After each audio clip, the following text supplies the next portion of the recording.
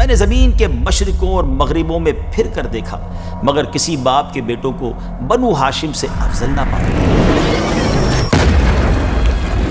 میں قیامت کے دن اپنی امت میں سب سے پہلے اپنی اہل بیت کی شفاعت۔ علماء کرام فرماتے ہیں دنیا سے سادات کرام کا اٹھ جانا قیامت کی نشانیوں میں سے ایک نشانی ہے۔ ان کی محبت عمر کو طویل اور قیامت کے دن چہروں کو منور کرتی ہے، جبکہ ان کا بغض اس سے الٹ برے نتائج کا سبب بنتا ہے۔ جنت کے ہیں بہرے مدح خانے۔ بسم اللہ الرحمن الرحیم، السلام علیکم ورحمۃ اللہ وبرکاتہ۔ ناظرین، ویب سیریز عظمت و شان اہل بیت کے آج کے ایپیسوڈ میں ایک بار پھر آپ کو خوش آمدید کہتے ہیں۔ ناظرین، ہمارے ایپیسوڈ کا ایک فارمیٹ ہے جو ہم نے آپ کو پہلے بھی بیان کیا کہ شروع میں ایک واقعہ سناتے ہیں، پھر اپنے ٹاپک کی طرف آتے ہیں اور آخر میں اہل بیت ہی کے خاندان کے کسی عظیم فرد کا کوئی کال سنتے ہیں۔ آج کا واقعہ کیا ہے؟ ناظرین، ایک راوی گزرے ہیں ابو حبیب رحمۃ اللہ تعالی۔ آپ فرماتے ہیں کہ میں نے پیارے آقا علیہ الصلوۃ والسلام کی خواب میں زیارت کی۔ میں نے دیکھا کہ آپ علیہ الصلوۃ والسلام مسجد میں تشریف فرما ہے جہاں ہر سال ہمارے شہر کے حاجی آتے ہیں۔ میں نے آپ علیہ الصلوۃ والسلام کی خدمت میں حاضر ہو کر سلام عرض کیا اور آپ کے سامنے بیٹھ گیا۔ آپ کے پاس ایک تھال دیکھا جس میں سیحانی کھجوریں تھیں۔ آپ علیہ الصلوۃ والسلام نے ان میں سے مجھے مٹھی بھر کھجوریں عنایت فرما دی۔ میں نے جب ان کو شمار کیا تو وہ 18 کھجوریں تھیں۔ میں نے اپنے خواب کی تعبیر یہ نکالی کہ ہر کھجور کے بدلے شاید میں ہر سال زندہ رہوں گا، اور وقت گزرتا گیا۔ اس خواب کے 20 دنوں کے بعد جب میں اپنی ایک زمین پر تھا جو کاشت کے لیے تیار کی جا رہی تھی، تو اس دوران میرے پاس ایک شخص نے آ کر خبر دی کہ حضرت سیدنا ابو الحسن امام علی رضا رضی اللہ تعالیٰ عنہ تشریف لائے۔ ناظرین، یہ امام علی رضا امام موسیٰ کاظم کے صاحبزادے ہیں، اور بتانے والے نے بتایا کہ آپ فلاں مسجد میں ٹھہرے ہوئے ہیں اور لوگ ہر طرف سے آپ سے ملنے آ رہے ہیں، برکتیں لینے آ رہے ہیں۔ یہ وہی مسجد تھی جو میں نے خواب میں دیکھی تھی کہ جہاں پیارے آقا علیہ الصلوۃ والسلام تشریف لائے تھے۔ ابو حبیب فرماتے ہیں کہ میں حضرت امام علی رضا کے دیدار کے لیے مسجد کی طرف چل پڑا۔ جب میں مسجد میں پہنچا تو اسی جگہ امام علی رضا کو بیٹھا دیکھا جہاں میں نے سرور کائنات علیہ الصلوۃ والسلام کو بیٹھے ہوئے دیکھا۔ آپ کے نیچے بھی ویسی ہی چٹائی تھی جیسی نبی پاک علیہ الصلوۃ والسلام کے قدموں تلے بچھی ہوئی تھی۔ آپ کے آگے مدینہ منورہ کے برتنوں میں سے ایک تھال رکھا ہوا تھا اور ویسی ہی کھجوریں تھیں۔ میں حیران ہوا اور میں نے سلام عرض کیا۔ آپ نے جواب دیا اور قریب بلا کر مجھے مٹھی بھر کھجوریں عطا فرما دی۔ کہتے میں نے جب وہ کھجوریں گنی تو وہ اتنی ہی تعداد میں تھی جتنی مجھے نبی پاک علیہ الصلوۃ والسلام نے عطا فرمائی تھی۔ یہ دیکھ کر میں نے امام سے عرض کی کہ حضور اور بھی عنایت فرما دیں، تو آپ رحمۃ اللہ تعالی نے فرمایا اگر جناب رسول اللہ صلی اللہ تعالی علیہ وسلم زیادہ دیتے تو میں بھی زیادہ کر دیتا۔ کیا بات ہے! یہ نگاہ کرامت تھی پیارے آقا علیہ الصلوۃ والسلام کے خانوادے سے تعلق رکھنے والے امام علی رضا رحمۃ اللہ تعالی کی۔ چاہیں تو اشاروں سے اپنے کایا ہی پلٹ دیں دنیا کی، یہ شان ہے ان کے غلاموں کی، تو سرکار کا عالم کیا ہوگا۔ اب آتے ہیں آج کے ٹاپک کی طرف۔ ناظرین، آج ہم سنیں گے ہمارے پیارے آقا علیہ الصلوۃ والسلام کے اہل بیت کی خصوصیات۔ آج ہم انشاءاللہ اپروکسیمیٹلی 10 کے قریب اسپیشلٹیز خصوصیات سنیں گے۔ اہل بیت کرام کی پہلی خصوصیت تو یہ ہے کہ ان پر صدقہ و زکوٰۃ لینا حرام ہے۔ آپ علیہ الصلوۃ والسلام کے ایک چچازاد بھائی ہیں ربیہ بن حارث۔ ایک مرتبہ یہ اور حضور علیہ الصلوۃ والسلام کے چچا حضرت عباس رضی اللہ تعالیٰ اکٹھے ہوئے اور دونوں نے اپنے بیٹوں یعنی عبد المطلب بن ربیہ اور فضل بن عباس، ان دونوں کے بارے میں کہا کہ اگر ہم ان دونوں لڑکوں کو نبی پاک علیہ الصلوۃ والسلام کی خدمت میں بھیجیں اور یہ دونوں آپ سے بات کریں کہ آپ ان دونوں کو صدقات کی وصولی یعنی صدقات ریسیو کرنے پر مقرر فرما دیں، اور جس طرح دوسرے ریسیو کرنے والوں کو بھی اس میں سے کچھ نہ کچھ ملتا ہے، اس کا مزدوری ملتی ہے اس کام کے بدلے میں، اس طرح ان کو بھی مل جائے گا اور یہ ان دونوں کا سورس آف انکم بن جائے گا اور یہ اچھا ہو جائے گا۔ یہ دونوں حضرات ابھی اسی مشورے میں مشغول تھے کہ مولا علی شیر خدا کرم اللہ تعالی وجہ الکریم تشریف لائے اور وہ بھی پاس کھڑے ہو گئے۔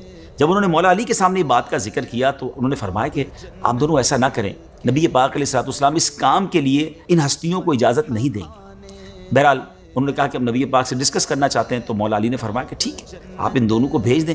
سو حضرت عبد المطلب بن ربیہ اور حضرت فضل بن عباس رضی اللہ تعالیٰ عنہما یہ دونوں وہاں سے چلے آئے۔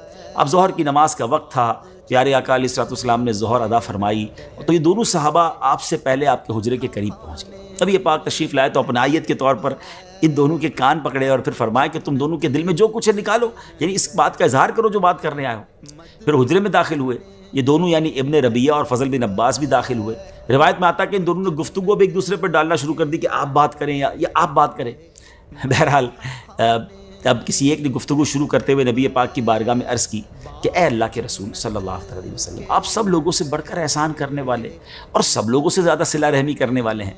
अर्ज़ ये कि हम दोनों निकाह की उम्र को पहुँच गए हैं और इसलिए हाजिर हुए हैं कि आप हमें भी सदक़ात में से कुछ सदक़ात की वसूली के लिए मुकर्रर फरमा दें। हम जाकर सदक़ात जमा करेंगे, आपको ला कर देंगे, जिस तरह जो ला कर देते उन्हें मजदूरी वगैरह मिलती हमें भी मिल जाएगी। नाज़रीन, अब मामला ये था कि उस दौर में कॉमनली यानी आमिले जो ज़कात होते थे ना, ज़कात जमा करने वाले, उनको जो उजरत दी जाती थी वो ज़कात ही में से दी जाती थी। और ये दोनों हजरात अहले बैत में से हैं। अब ये दोनों आप अलैहिस्सलाम से एक ऐसी जॉब मांग रहे थे कि उसकी उजरत ज़कात में से दी जाए। तो नबी पाक अलैहिस्सलाम ये बात सुनकर खासी देर तक खामोश रहे। फिर जब ये हजरात दोबारा बात स्टार्ट करने लगे तो हजरत ज़ैनब रदी अल्लाह तआला अन्हा ने पर्दे के पीछे से इशारा किया, आप दोनों अभी बात ना करें।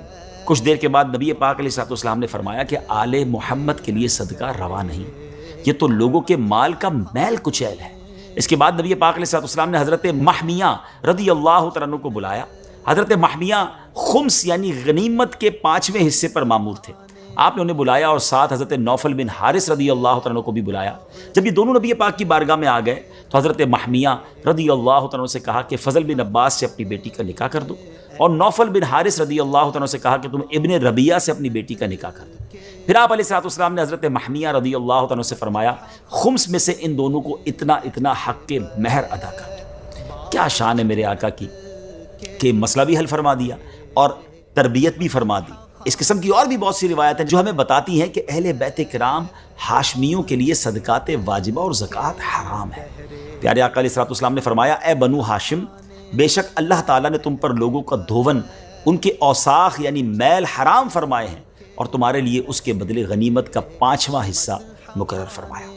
अहले बैत की अब दूसरी खुसूसियत सुनते हैं, वो ये है कि ये अजीम हस्तियाँ नस्बन तमाम लोगों में अशरफ और हस्बन तमाम मखलूक से अफजल है। बाप की तरफ से रिश्तों का नाम नसब कहलाता है और माँ की तरफ से हसब। अहले बैत किराम दोनों जिहाद से अफजल हैं। नबी पाक अलैहिस्सलाम ने फरमाया, मुझसे जिब्राईल ने कहा, मैंने ज़मीन के मशारिक को मगारिब को छान मारा मगर मोहम्मद सल्लल्लाहु तआला अलैहि वसल्लम से अफजल किसी को ना पाया। मैंने ज़मीन के मशरिकों और मगरिबों में फिर कर देखा मगर किसी बाप के बेटों को बनु हाशिम से अफजल ना पाया। एक मरतबा प्यारे आका अलैहिस्सलाम मिंबर पर तशरीफ़ लाए और फरमाया, मैं कौन हूँ? लोगों ने कहा, आप अल्लाह के रसूल हैं। आपने फरमाया, मैं मोहम्मद बिन अब्दुल्ला बिन अब्दुल मुत्तलिब हूँ। अल्लाह तबारक व तआला ने मखलूक को तख्लीक फरमाया तो मुझे बेहतरीन मखलूक में पैदा फरमाया। फिर इसके 2 गिरोह बनाए तो मेरे लिए बेहतरीन गिरोह मुकर्रर किया। फिर अल्लाह तबारक व तआला ने कबीले बनाए तो मेरे लिए बेहतरीन कबीला मुकर्रर फरमाया। फिर उस कबीले के घर बनाए तो मुझे बेहतरीन घर में पैदा किया और फरमाया, मैं क़यामत के दिन अपनी उम्मत में सबसे पहले अपनी अहले बैत की शफाअत करूँ। अल्लाह अकबर, क्या शान है अहले बैत की। अब आइए तीसरी स्पेशलिटी, तीसरी खुसूसियत यह है अहले बैत की कि क़यामत के दिन तमाम हसब और नसब मुनक़ता यानी ख़त्म हो जाएंगे, मगर आप अलैहिस्सलाम का हसब और नसब मुनक़ता नहीं होगा। आप अलैहिस्सलाम ने एक मरतबा फरमाया, इन लोगों को क्या हो गया है जो ये कहते हैं कि रसूलुल्लाह अलैहिस्सलाम का रिश्ता उनकी कौम को नफ़ा नहीं देगा। क्यों नहीं, बिल्कुल फ़ायदा देगा। अल्लाह की कसम, बेशक मेरा रिश्ता दुनिया और आखिरत में बरकरार रहेगा। चौथी खुसूसियत यह है कि अहले बैत इस दुनिया के लिए अमान है। हदीस पाक में है, सितारे आसमान वालों के लिए बाइस अमन है और मेरे अहले बैत ज़मीन वालों के लिए बाइस अमन है। एक रिवायत में है कि मेरे अहले बैत ज़मीन वालों के लिए अमान हैं। जब मेरे अहले बैत ना रहेंगे उस वक्त ज़मीन वालों पर वो परेशानियाँ, वो निशानियाँ ज़ाहिर हो जाएंगी जिनका उनसे वादा किया गया है।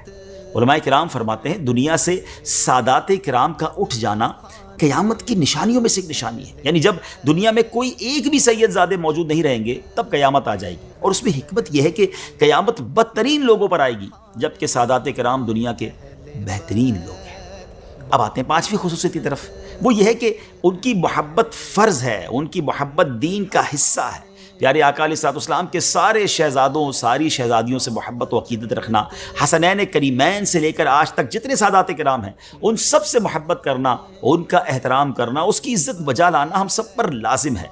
दलील वही आयत मवद्दत है, तुम फरमाओ मैं इस पर यानी तबलीग दीन पर तुमसे कोई मुआवजा तलब नहीं करता मगर कराबत की मोहब्बत। उलमाए किराम फरमाते हैं, रसूल पाक अलैहिस्सलाम की अहले मोहब्बत की मोहब्बत हम पर वाजिब है, अहले बैत की मोहब्बत हम पर वाजिब है और इसके कई असबाब हैं। एक ये कि उन्होंने इस्लाम कबूल करने में सबकत हासिल की, ये उनकी बहुत बड़ी फजीलत है।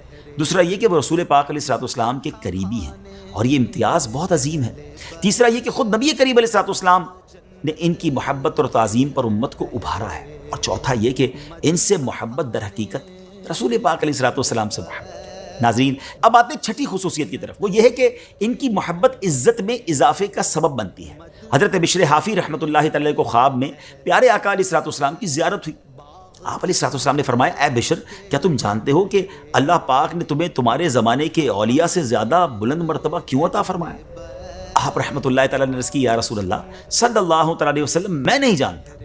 تو آپ علیہ السلام نے ارشاد فرمایا، اس لیے کہ تم میری سنت کی پیروی کرتے ہو، نیک لوگوں کی خدمت کرتے ہو، اپنے مسلمان بھائیوں کی خیر خواہی یعنی انہیں نصیحت کرتے ہو، اور سب سے بڑھ کر اہم بات، میرے صحابہ کرام اور میرے اہل بیت اطہار رضی اللہ تعالیٰ عنہم سے محبت کرتے ہو۔ یہی وہ سبب ہے جس نے تمہیں نیک لوگوں کی منازل تک پہنچا دیا ہے۔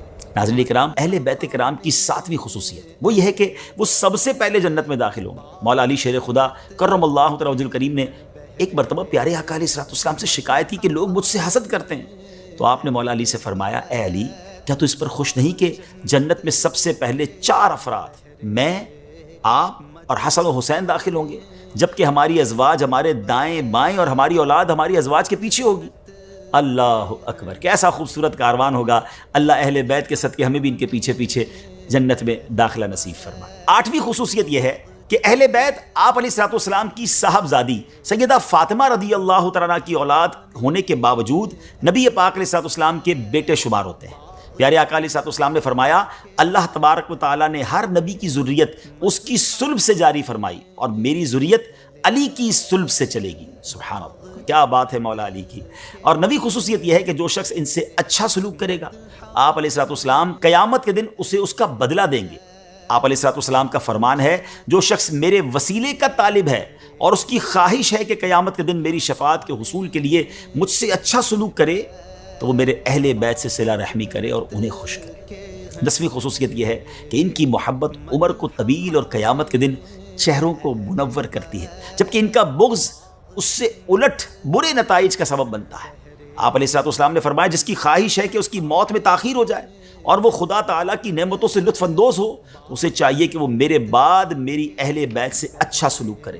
جو شخص میری آل سے اچھا سلوک نہیں کرے گا، اس کی عمر کٹ جائے گی اور وہ قیامت کے دن ہمارے سامنے بدنما ہو کر آئے گا۔ اللہ اکبر۔ ناظرین، یہ 10 خصوصیات ہم نے اہل بیت کرام کے بارے میں سنی۔